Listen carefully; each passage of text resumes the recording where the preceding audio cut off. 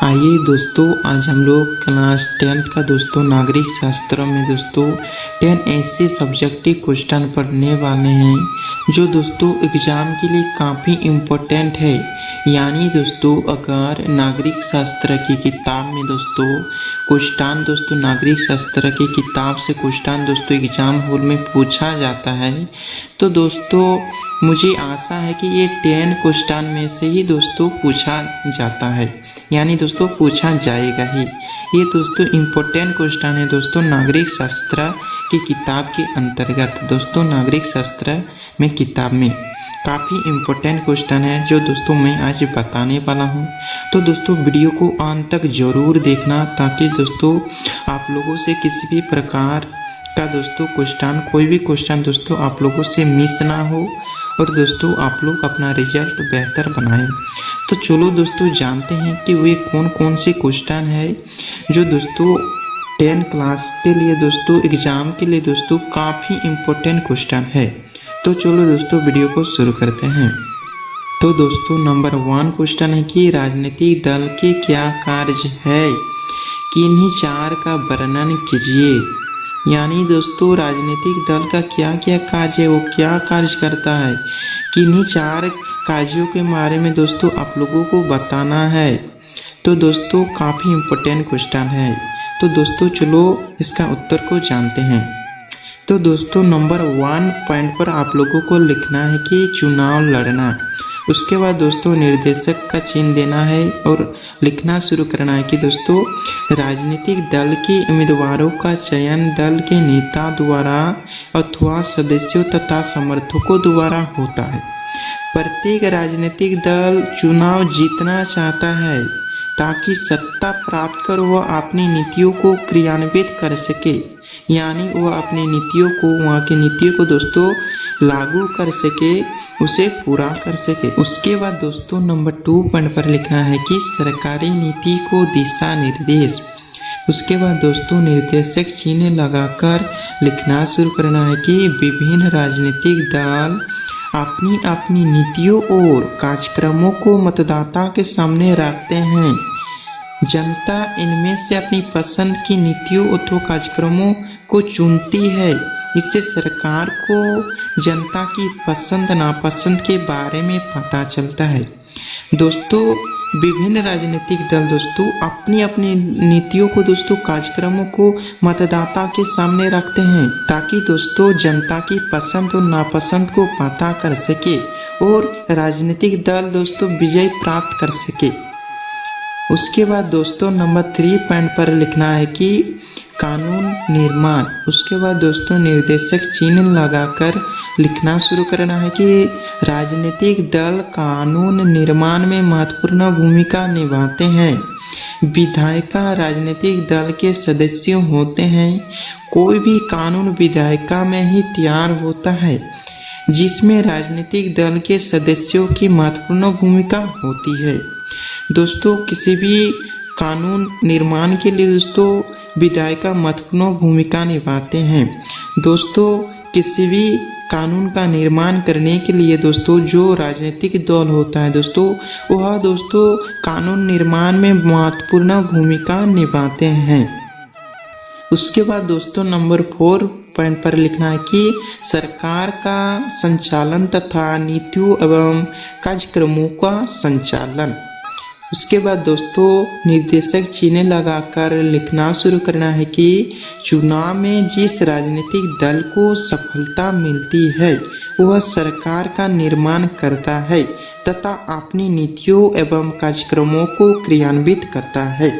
दोस्तों जिस राजनीतिक दल को सफलता मिल जाती है, जो दोस्तों राजनीतिक दल दोस्तों जीत जाता है, जिसे विजय प्राप्त हो जाती है दोस्तों, वह दोस्तों सरकार का निर्माण करता है और दोस्तों वह अपनी नीतियों को और कार्यक्रमों को दोस्तों लागू करने का दोस्तों प्रयास करते हैं, उसे पूरा करने का दोस्तों प्रयास करते हैं। उसके बाद दोस्तों नंबर 5 पॉइंट पर लिखना है कि सरकार बनाने में असफल राजनीतिक दल संसद में विपक्ष की भूमिका निभाते हैं। विपक्ष सरकारी नीतियों के माध्यम से सरकार की आलोचना करता है। दोस्तों जो राजनीतिक दल हार जाता है, दोस्तों जो जीत नहीं पाता है, जो असफल हो जाता है दोस्तों, वह राजनीतिक दल दोस्तों संसद में विपक्ष की भूमिका निभाते हैं।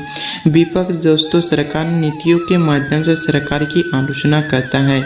यानी दोस्तों जो सरकार दोस्तों जीत जाता है दोस्तों, जो राजनीतिक दल, तो दोस्तों वह जो बोला था दोस्तों, जो नीति दोस्तों कार्यक्रम, उनके बारे में दोस्तों आलोचना करते हैं। दोस्तों मैं आप लोगों को ये 5 पॉइंट इसलिए बता दिया ताकि दोस्तों अगर एग्ज़ाम में 5 नंबर के अंतर्गत दोस्तों यह प्रश्न आता है तो दोस्तों आप लोगों को ये 5 पॉइंट लिख देना है, ताकि दोस्तों आप लोगों को 5 नंबर में पूरी दोस्तों 5 नंबर मिल जाए।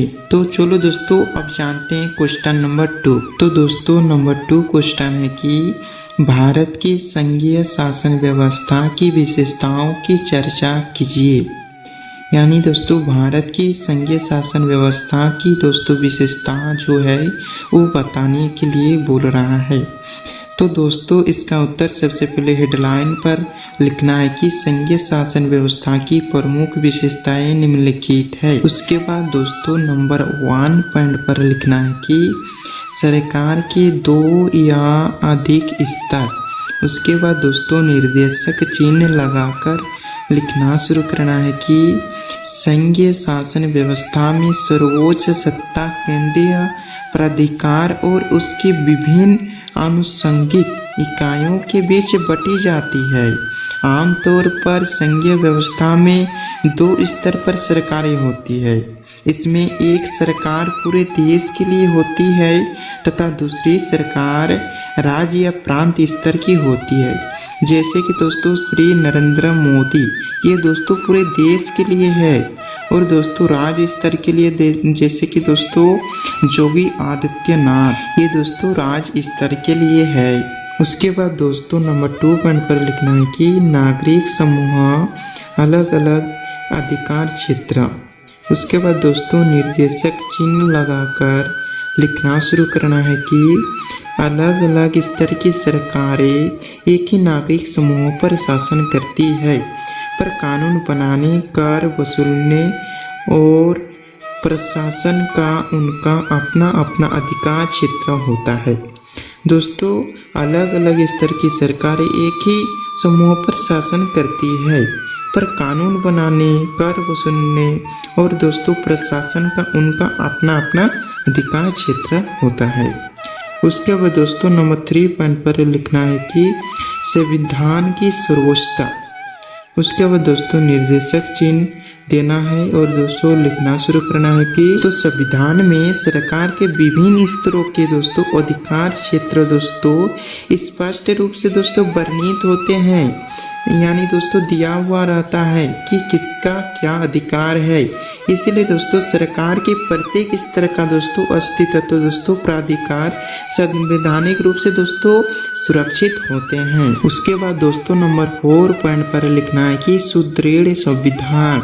उसके बाद दोस्तों निर्देशक चिन्ह देना है और दोस्तों लिखना शुरू करना है कि संविधान के मौलिक प्रावधानों को किसी एक स्तर की सरकारें अकेले नहीं बदल सकती। ऐसे बदलाव दोनों स्तर की सरकारों की सहमति से ही हो सकते हैं। तो दोस्तों जैसे कि योगी आदित्यनाथ जी दोस्तों वह किसी भी संविधान के मौलिक प्रावधानों को अकेले दोस्तों बदल नहीं सकता है। इसके लिए दोस्तों भारत के प्रधानमंत्री का दोस्तों मौजूद होना अनिवार्य है, तभी दोस्तों वह संभव हो सकता है। उसके बाद दोस्तों नंबर 5 पॉइंट पर लिखना है कि दोहरे उद्देश्य है। उसके बाद दोस्तों निर्देशक चिन्ह लगाने के बाद लिखना शुरू करना है कि संघीय शासन व्यवस्था के दोहरे उद्देश्य है कि देश की एकता की सुरक्षा करना और उसे बढ़ावा देना, इसके साथ ही क्षेत्रीय विविधताओं को पूरा सम्मान करना, खान पान, जाति, धर्म दोस्तों, रूप रंग सभी को दोस्तों सम्मान करना, एकता की दोस्तों सुरक्षा करना। यह दोस्तों दोहरे उद्देश्य दोस्तों संघीय शासन व्यवस्था के दोहरे उद्देश्य से दोस्तों इसके अंतर्गत आता है। दोस्तों एकता की सुरक्षा करना, रंग रूप से दोस्तों सभी का सम्मान करना। तो दोस्तों आज हम लोग को भारत की संघीय शासन व्यवस्था की विशिष्ट कुछ विशेषताओं के बारे में पता चला। चलो दोस्तों अब जानते हैं क्वेश्चन नंबर 3। तो दोस्तों क्वेश्चन नंबर 3 है कि दबाव समूह और राजनीतिक दल में क्या अंतर है। तो दोस्तों दबाव समूह में दोस्तों लिखना है कि नंबर 1 पॉइंट पर कि ये चुनाव नहीं लड़ते हैं। दोस्तों नंबर 2 पॉइंट पर लिखना है इनका प्रत्यक्ष उद्देश्य राजनीतिक सत्ता पर नियंत्रण करने का नहीं होता है। दोस्तों इनका प्रत्यक्ष उद्देश्य दोस्तों राजनीतिक सत्ता पर नियंत्रण करने का दोस्तों नहीं होता है। दोस्तों नंबर 3 पॉइंट पर लिखना है दबाव समूहों का निर्माण तब होता है जब समान पैसे हित आकांक्षा अथवा मत के लोग एक समान उद्देश्य को प्राप्त करने के लिए एकजुट होते हैं। यानी दोस्तों उस समूहों में जितने भी लोग होते हैं दोस्तों, तो दोस्तों उन लोगों के मन में सिर्फ एक ही दोस्तों प्रश्न होता है, एक जैसा ही दोस्तों उन लोगों के मन में दोस्तों प्रश्न होता है। दोस्तों एक ही मत होता है जिसे दोस्तों वे लोग दोस्तों प्राप्त करना चाहते हैं। उसके बाद दोस्तों राजनीति के दल की तरफ दोस्तों लिखना है कि ये चुनाव लड़ती है। दोस्तों नंबर 2 पॉइंट पर लिखना है कि इनका प्रत्यक्ष उद्देश्य राजनीतिक सत्ता पर नियंत्रण करने का होता है। दोस्तों नंबर 3 पॉइंट पर लिखना है कि सामूहिक पार्टियां समूहों के कल्याण के लिए कुछ नीतियां तथा कार्यक्रमों पर समझौता करती है। यानी दोस्तों जितने भी राजनीतिक दल होते हैं दोस्तों, ये सभी दोस्तों जनता के सामने कुछ नीतियां रखती हैं, कुछ दोस्तों कार्यक्रम पर दोस्तों समझौता करती है, जिससे दोस्तों जनता प्रेरित होता है दोस्तों, और उस दल के दोस्तों सामूहिक पार्टियों को दोस्तों जिताता है, उसे दोस्तों सफल बनाता है। यानी दोस्तों यह चुनाव लड़ता है और दोस्तों यह सामूहिक पार्टियां समूहों के कल्याण के लिए कुछ नीतियां तथा कार्यक्रमों पर समझौता करती है। तो दोस्तों हम लोगों को पता चल गया कि दबाव समूह और राजनीतिक दल में क्या अंतर होता है। चलो दोस्तों अब जानते हैं क्वेश्चन नंबर 4। तो दोस्तों क्वेश्चन नंबर 4 है कि लोकतांत्रिक शासन व्यवस्था निश्चित रूप से अन्य शासनों से बेहतर है, इस कथन के पक्ष में तर्क दे। यानी दोस्तों जो लोकतांत्रिक शासन व्यवस्था है वह दोस्तों अन्य शासनों से बेहतर क्यों है, इसका दोस्तों आप लोगों को उत्तर देना है। तो चलो दोस्तों इसका उत्तर को जानते हैं। तो दोस्तों इसका उत्तर लिखना है कि लोकतंत्र को अन्य शासन प्रणालियों से बेहतर बताया गया है, क्योंकि इस शासन व्यवस्था में कुछ ऐसे गुण पाए जाते हैं जो अन्य शासन व्यवस्था में नहीं पाया जाता है। जैसे कि दोस्तों नंबर 1 पॉइंट पर लिखना है जनमत पर आधारित शासन। उसके बाद दोस्तों निर्देशक चिन्ह लगाने के बाद दोस्तों लिखना शुरू करना है कि यह शासन जनता की सामान्य इच्छा के अनुसार चलाया जाता है और प्रत्येक व्यक्ति की इच्छा को ध्यान रखा जाता है। दोस्तों यह शासन जनता के दोस्तों द्वारा चलाया जाता है और दोस्तों प्रत्येक व्यक्ति की इच्छा को दोस्तों ध्यान में रखा जाता है। दोस्तों नंबर 2 पॉइंट पर लिखना है कि समानता और स्वतंत्रता का पोषक। उसके बाद दोस्तों निर्देशक चिन्ह देना है। उसके बाद दोस्तों लिखना शुरू करना है कि लोकतंत्र के अंतर्गत जाति धर्म वंश रंग धर्म लिंग आदि का भेदभाव नहीं किया जाता है। कानून के सामने सभी नागरिक समान माने जाते हैं। सभी नागरिकों को अपने विचार भाषण सभा आदि करने की छूट दी जाती है।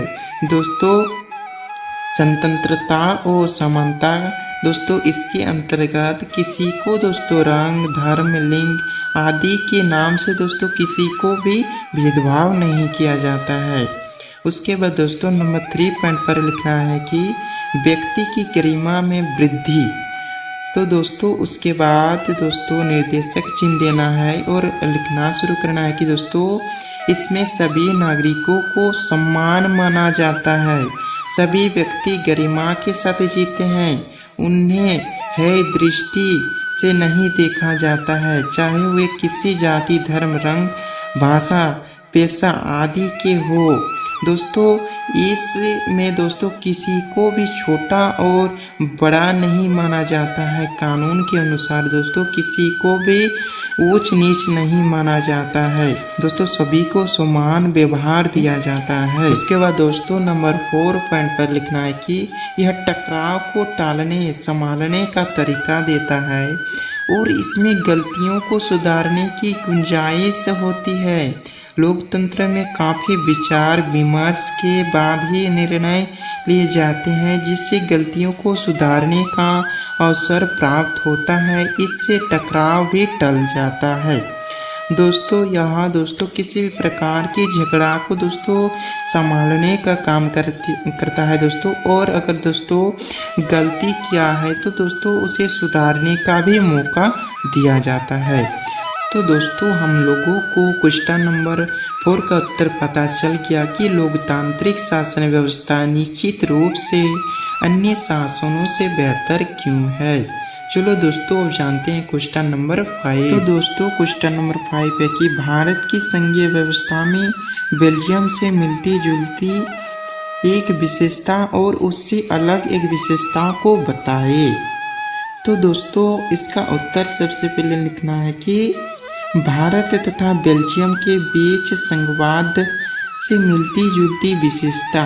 उसके बाद दोस्तों निर्देशक चिन्ह लगाने के बाद लिखना शुरू करना है कि भारत तथा बेल्जियम दोनों सबको साथ लेकर चलने वाले संघ है, जहां केंद्र सरकारें राज्य सरकारों से अधिक शक्तिशाली होते हैं। दोस्तों उदाहरण के लिए समझे तो जोगी जी से ज़्यादा पावर है मोदी जी का। और दोस्तों उसके बाद लिखना है कि भारत और बेल्जियम के बीच संघवाद की अलग विशेषता। उसके बाद दोस्तों निर्देशक चिन्ह देना है दोस्तों, और लिखना शुरू करना है कि बेल्जियम में 3 प्रकार की सरकारें हैं, केंद्र की सरकार, राज्य स्तर की सरकार तथा सामुदायिक सरकार। सामुदायिक सरकार के पास संस्कृति की शैक्षिक तथा भाषा संबंधी मामलों की सत्ता होती है, परंतु भारत में तीसरे प्रकार की अर्थात सामुदायिक सरकार नहीं होती है। यहाँ केवल 2 प्रकार की सरकारें हैं, यानी दोस्तों बेल्जियम में 3 प्रकार की सरकारें होती है और दोस्तों भारत में 2 प्रकार की सरकारें होती है।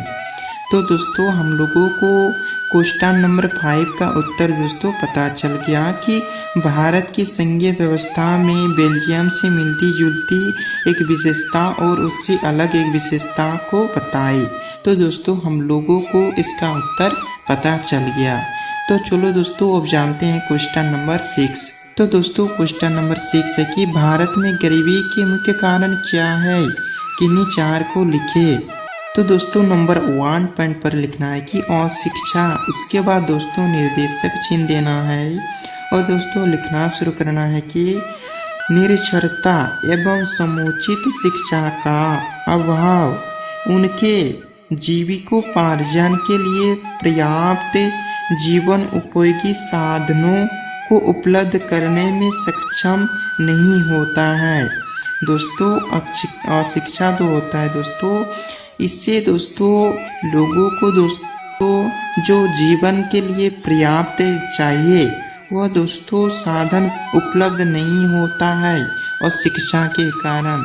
तो दोस्तों नंबर 1 दोस्तों गरीबी का कारण है अशिक्षा। उसके बाद दोस्तों नंबर 2 पॉइंट पर लिखना है कि बेरोजगारी। उसके बाद दोस्तों निर्देशक चिन्ह देना है और दोस्तों लिखना शुरू करना है कि भारत विश्व का दूसरा सबसे अधिक जनसंख्या वाला देश है, अतः यहाँ सभी को रोजी अथवा रोजगार प्राप्त कराना संभव नहीं है। वर्षा की अनिश्चितता तथा अपर्याप्त सिंचाई की व्यवस्था, कृषि कार्य का परंपरागत तरीका कम उपज का कारण बनता है, जिसके कारण कृषक मजदूर एवं गांवों से लोग रोजी रोटी के लिए शहरों की ओर जाते हैं। यानी दोस्तों कम वर्षा के कारण दोस्तों किसानों को दोस्तों खाने के लिए अनाज उपलब्ध नहीं होता है, जिसके कारण दोस्तों रोजी रोटी चलाने के लिए दोस्तों ये लोग शहरों की ओर जाते हैं। तो दोस्तों नंबर 2 कारण भारत का गरीबी क्या है? बेरोजगारी। उसके बाद दोस्तों नंबर 3 पॉइंट पर लिखना है कि सामाजिक कुरीतियाँ। उसके बाद दोस्तों निर्देशक चिन्ह देना है और दोस्तों लिखना शुरू करना है कि सामाजिक कुरीतियाँ, अंधविश्वास आदि भी गरीबी के कारण है। साल भर में अनेकों पर्व त्योहार, शादी विवाह आदि होने वाला आर्थिक दुर्व्यवस्था का कारण है। यानी दोस्तों सामाजिक कुरीतियाँ, अंधविश्वास आदि भी गरीबी का कारण है। साल भर में अनेकों पर्व त्योहार, शादी विवाह दोस्तों होते हैं, जिसके कारण दोस्तों उन लोगों को काफ़ी खर्चा करना पड़ता है, जिससे दोस्तों उन लोगों को गरीबी की दोस्तों स्थिति देखना पड़ता है। उसके बाद दोस्तों नंबर 4 पॉइंट पर लिखना है कि दोस्तों भ्रष्टाचार। उसके बाद दोस्तों निर्देशक चिन्ह देना है और दोस्तों लिखना शुरू करना है कि देश में व्याप्त भ्रष्टाचार भी एक महत्वपूर्ण कारण है। राजनीतिक एवं सामाजिक स्तर पर गरीबों का शोषण किया जाता है।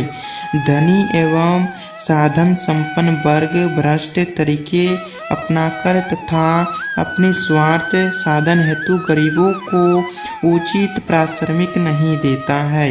दोस्तों भारत देश में गरीबी का एक मुख्य कारण यह है दोस्तों कि भ्रष्टाचार। दोस्तों बड़े लोग दोस्तों गरीबों का दोस्तों शासन करते हैं, सामाजिक स्तर पर दोस्तों गरीबों का शासन करते हैं, जिसके कारण दोस्तों भारत में गरीबी दोस्तों बढ़ती है।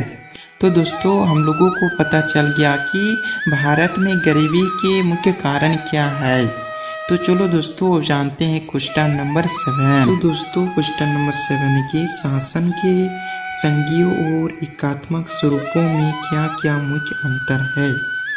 तो दोस्तों संघीय सरकार के अंतर्गत दोस्तों नंबर 1 पॉइंट पर लिखना है कि इसमें सत्ता केंद्रीय प्राधिकार तथा इसके विभिन्न आनुषंगिक इकाइयों के बीच बटी होती है। दोस्तों केंद्रीय शक्ति दोस्तों प्राधिकार शक्ति दोस्तों इसकी अनेक आनुषंगिक इकाइयों में बांटी होती है। दोस्तों नंबर 2 पॉइंट पर लिखना है कि संघीय सरकार में विषयों का विभाजन होता है। उसके बाद दोस्तों नंबर 3 पॉइंट पर लिखना है कि स्वशासी स्थानीय सरकारों के पास सत्ता तथा स्वतंत्रता होती है। उसके बाद दोस्तों नंबर 4 पॉइंट पर लिखना है कि भारत, अमेरिका, ऑस्ट्रेलिया, कनाडा आदि ने संघीय व्यवस्था को अपनाया है। उसके बाद दोस्तों एकात्मक सरकार के अंतर्गत दोस्तों नंबर 1 पॉइंट पर लिखना है कि इसके अंतर्गत एक ही सरकार होती है जिसके नियंत्रण में पूरी सत्ता होती है। दोस्तों इसमें एक ही सरकार होती है और दोस्तों जिसके अंतर्गत पूरी सत्ता चलती है। उसके बाद दोस्तों नंबर 2 पॉइंट पर लिखना है कि इसमें विषयों का विभाजन नहीं होता है। दोस्तों वह अकेले पूरे सत्ता को चलाता है। इसमें विषयों का दोस्तों विभाजन कहीं पे नहीं होता है। दोस्तों नंबर 3 पॉइंट पर लिखना है कि स्थानीय सरकारों के पास ना तो सत्ता होती है और ना ही आज़ादी। दोस्तों स्थानीय जो सरकार होती है दोस्तों उसके पास ना तो सत्ता होती है और ना दोस्तों आज़ादी होती है। दोस्तों नंबर 4 पॉइंट पर है कि इंग्लैंड, जापान, फ्रांस, इटली आदि ने एकात्मक व्यवस्था को अपनाया है। तो दोस्तों हम लोगों को पता चल गया क्वेश्चन नंबर 7 का उत्तर। चलो दोस्तों जानते हैं क्वेश्चन नंबर 8। तो दोस्तों क्वेश्चन नंबर 8 है कि भारतीय लोकतंत्र की प्रमुख चुनौतियों का वर्णन कीजिए। तो दोस्तों नंबर 1 पॉइंट पर लिखना है कि सामाजिक विविधता एक अनिवार्य परिस्थिति है। एक लोकतांत्रिक व्यवस्था सामाजिक विविधताओं को संभालने की सुनिश्चित प्रक्रिया पर आधारित होती है। और तो लोकतांत्रिक व्यवस्था में सामाजिक विविधता गंभीर टकराव या हिंसा रूप ले नहीं पाती।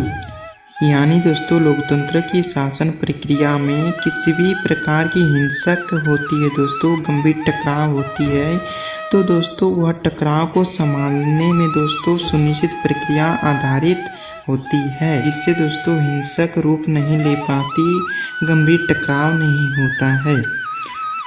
उसके बाद दोस्तों नंबर 2 पॉइंट पर लिखना है कि लोकतंत्र में सामाजिक विविधता को सम्मानपूर्वक देखा जाता है तथा उनमें सामंजस्य स्थापित करने का प्रयास किया जाता है। दोस्तों लोकतंत्र में जाति, धर्म, रूप, रंग किसी भी प्रकार की दोस्तों भेदभाव नहीं किया जाता है दोस्तों, उन सभी को सम्मान पूर्वक देखा जाता है, बल्कि उनमें से सामंजस्य स्थापित करने का प्रयास किया जाता है। उसके बाद दोस्तों नंबर 3 पॉइंट पर लिखना है कि लोकतंत्र का सीधे सीधे अर्थ बहुमत की राय से शासन करना नहीं है, बहुमत को सदा ही अल्पमत का ध्यान रखना होता है, तभी सरकार जन सामान्य की इच्छा का प्रतिनिधित्व कर पाती है। यानी दोस्तों लोकतंत्र का सीधे अर्थ बहुमत की राय से शासन नहीं होता है, बहुमत से शासन कराया नहीं जाता है, बल्कि दोस्तों अल्पमत का भी ध्यान रखा जाता है।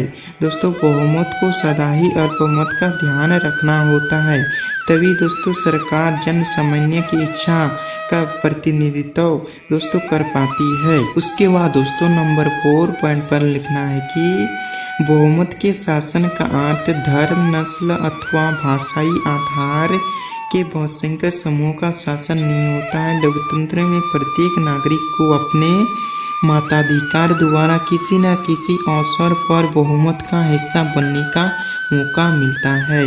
दोस्तों बहुमत के शासन का अर्थ धर्म, नस्ल अथवा भाषाई दोस्तों जाति, भाषा किसी भी प्रकार की दोस्तों बहुसंख्यक समूह का शासन नहीं होता है, बल्कि दोस्तों लोकतंत्र में प्रत्येक नागरिक को अपने मताधिकार द्वारा किसी न किसी अवसर में दोस्तों किसी न किसी अवसर पर बहुमत का हिस्सा बनने का मौका मिलता ही है।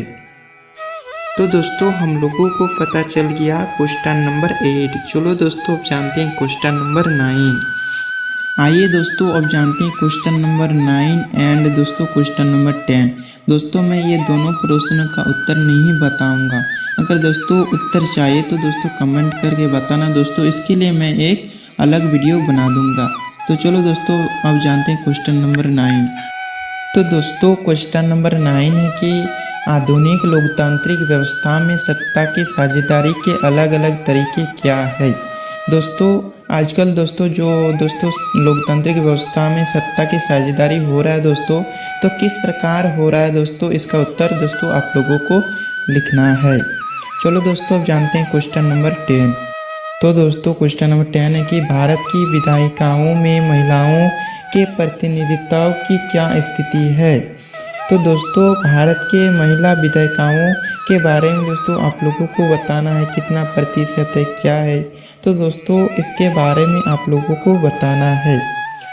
मैं आशा करता हूं दोस्तों कि ये 10 प्रश्नों में से सभी प्रश्न दोस्तों आप लोगों को बहुत ही आसानी तरीका से समझ में आ गया है। अगर दोस्तों वीडियो पसंद आया है तो दोस्तों वीडियो को लाइक ज़रूर करो एंड दोस्तों इसी प्रकार का वीडियो देखने के लिए इस चैनल को सब्सक्राइब ज़रूर करो, क्योंकि दोस्तों आप लोगों का कोई साथ देगा या नहीं, मैं हमेशा दूंगा। RKM free education centre. Thanks friends for watching the full video. Good bye दोस्तों।